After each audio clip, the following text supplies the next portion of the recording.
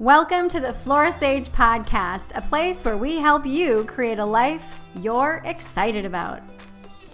Welcome back to the podcast. Woohoo! Today I'm going to share with you why I deleted over 140,000 people from my realm. I'm so excited to share this with you. Okay, 2 weeks ago, I deleted my Facebook page that had just over 89,000 followers on it. I also started over on my Instagram page. My previous account was at 32.5 thousand. I also deleted my LinkedIn account. I have no idea what my account was on there because honestly, I was never on there. I had hired someone several years ago to make connections for me, which in hindsight was just simply pointless. I've never gotten LinkedIn. You either love it or you don't get it, and I just didn't get it. So I also deleted half of my email list. I had my assistant go into my list and segment out and sort the people that hadn't opened an email in 6 months or longer. And she told me that it was over half my list, and I said, delete them. She's like, really? I'm like, yeah, they haven't opened something. Obviously, they're not into what I'm sharing right now. So why did I do this? Why did I delete over 140,000 people from my space? Because it felt cluttered. I hadn't used my Facebook page in well over a year. The reason why that I stopped using it is because out of 89,000 people, when I would go live multiple times a week and post quality, good value content daily, only a handful of people would see it. And this trend went on for well over a year before I stopped using Facebook. And I think one of the reasons why that happened, because I used to pay for ads and all the stuff, and I stopped paying for ads. And once you stop paying for ads, typically on Facebook for a business page, your visibility goes down. That has been proven time and time again. So, and it was almost shocking at how many times I got people messaging saying, hey, are you still on Facebook? Or they would message or comment on a post saying, oh my God, I haven't seen you in years. I didn't realize you were still on Facebook. Wow, and then all of a sudden I see this post. So I just felt like Facebook was just too cumbersome and too cluttered for my liking and for my business. That was also happening on Instagram. I would post, and out of 32,500 people, 32.5 thousand people, just a handful would see my posts. I was sharing stories every day, posting on my feed and in my timeline multiple times a week, and same thing. And the funny thing is, when I did this, when I deleted those things, I sent an email to my list announcing this. Hey, I deleted my Instagram page and I shared a link for people to follow me on my new page. I got an email back from someone saying, I call bullshit.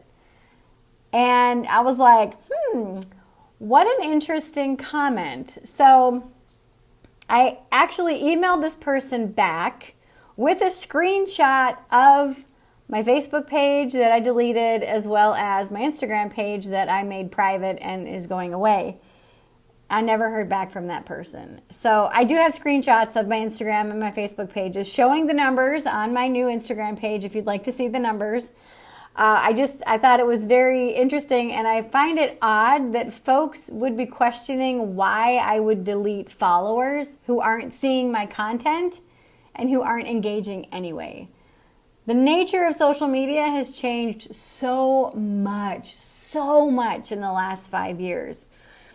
I remember back in, 2015, 2017-ish, the big thing was the follow for follow. So you would be a part of a group and somebody would follow you if you followed them, or doing giveaway campaigns.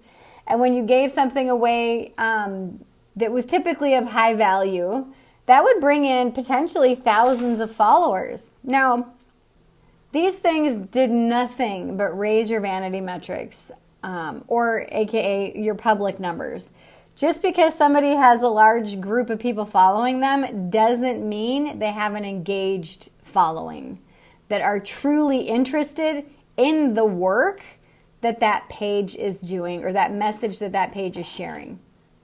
Just because a page has a low number of followers doesn't mean they aren't killing it with profit. There's several people in my mastermind group that I'm a part of that are 7, 8, 9, and 10-figure business owners and founders. And the highest follower count that any of them had, I actually did some research on this the other day, is 14,000 people. And the average of the people that are in my mastermind group are 2,200 people on Instagram. Now, this is not a mastermind group that I currently run. This is a mastermind group that I pay a lot of money to be in that has between 7 to 10-figure business owners, founders, and entrepreneurs. So we're all making very good profit, but our vanity matrix or metrics, the numbers that the public sees for the people that follow us is low. So just because, again, someone has a high follower count doesn't mean they're making a lot of profit or impact even. Because that's the biggest thing. We're here to make an impact. We're here to help people shift. It's not just about the money. It's about how much impact can I help create in this world. One of the things that I always share with my clients and my people is your service goal. What is your service goal? How many people do you want to be of service to? And your income, I believe, is directly related to service and how you truly impact the planet. With so many different platforms, it's so beneficial to pick and choose and be very intentional about where you are.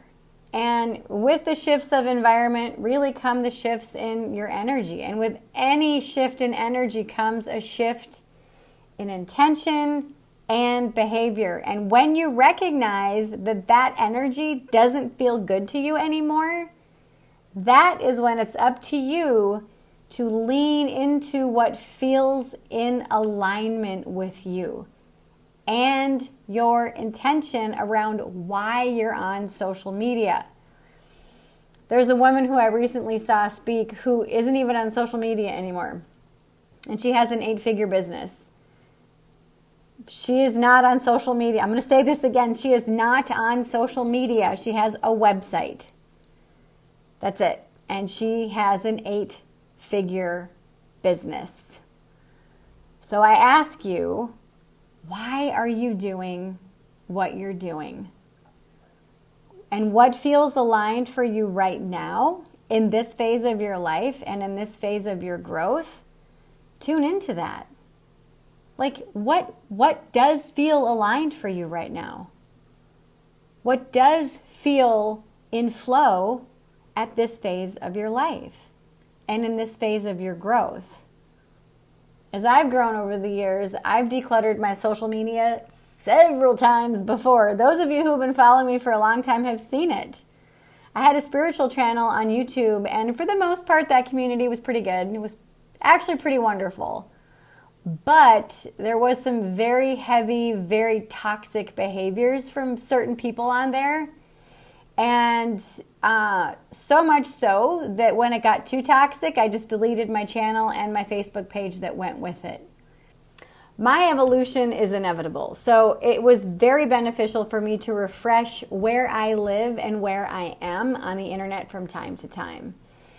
I truly live what I teach and share in my books, my videos, here on the podcast, and in my coaching. And my content represents what is possible when you make a choice and you just go with it. You go with it. You make these changes in tiny 1-degree shifts. These 1-degree shifts are small incremental changes that you commit to daily. It could look like getting up early, not having a second serving of food, going for a walk, or extending your walk for 10 more minutes. These little 1-degree shifts all come from what you say you want and what your priorities are during this phase of your life. Now, I have many other podcasts outlining what the 1 degree shift is, as well as an entire book about this, hence the book called The 1 Degree Shift. The phase of life that I'm in right now is empty nester. And that has involved downsizing and minimizing everything, like literally everything. So it really only made sense that I downsized and minimized my social media presence. I downsized my Facebook and my LinkedIn completely. I am no longer on there. I downsized Twitter like years and years ago, probably 8 years ago. I started a new Instagram for those who truly still resonate with my message now. I have a TikTok channel where I share videos for other people who really truly want to declutter in all 8 areas of their life. If you don't know what I'm talking about, I have another podcast episode. I've got all kinds of content about the 8 types of clutter that keep us stuck. So that is my explanation on why I cleared out 140,000 people from my realm. Simple answer, it just felt cluttered. It felt cluttered with a hodgepodge of people who had been following me for this reason or that reason, that weren't engaged, that weren't just resonating with my energy. And I trust that those who truly resonate with my energy will find my new Instagram. They will continue to follow me on my podcast, on my YouTube channel, and on TikTok. And if they don't, perfect. Because that means that we weren't right for each other. That my message just wasn't in alignment with their life. And I am totally okay with that. I am totally okay with that. I know my behind the scenes numbers. I know my service goal. I know my impact goal. And I know my income goal. And when you allow yourself to get very clear on your vision and mission for your business or your life or your social accounts, then what you do might not make sense for somebody else, but it will absolutely 1,000% make sense for you. So today I wish this for you. I wish for you to get crystal clear on what you truly want in your life. And that you have the courage to let go of everything that does not fit into that vision. Remember, all it takes is a clear vision of what you want and the willingness to take one tiny degree of a shift in that direction daily to get a life you love. I hope this serves you today, and I'll see you in the next episode. If you're enjoying this content, which I hope you are, and you're applying this knowledge in your life and are seeing results, I would love to hear about your successes. Click the link in today's show notes, share your success story with me so you can help to inspire others. Also, if you've been loving these episodes, it would mean the world to me if you would rate this podcast on iTunes. A 5-star rating is what I always aim for. Thank you for listening to today's podcast episode. All links mentioned are in today's show notes.